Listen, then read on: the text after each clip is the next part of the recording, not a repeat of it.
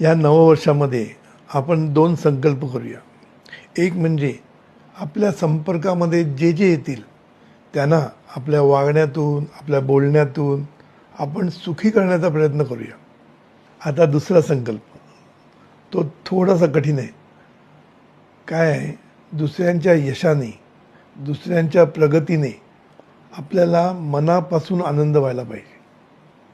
तुम्ही म्हणाल आम्हाला आनंद होतोच, पण प्रत्येकाने आत्मपरीक्षण करायचं की दुसऱ्यांचं जेव्हा प्रगती होते, दुसऱ्यांचा उत्कर्ष होतो, तेव्हा आपल्याला खरंच मनापासून आनंद होतो का आपण फक्त आनंद दाखवतो.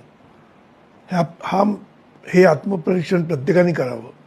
आणि ह्याच्यामध्ये आपली जेवढी प्रगती होईल, म्हणजे आपल्याला जेवढा आनंद वाटायला लागेल दुसऱ्यांच्या यशाने, तेवढं यश, समृद्धी आणि ऐश्वर्य तुमच्याकडे चालून येईल. ही जीवनविद्येची गॅरंटी आहे. म्हणून यावर्षी आपण आनंदाची गुढी उभारूया.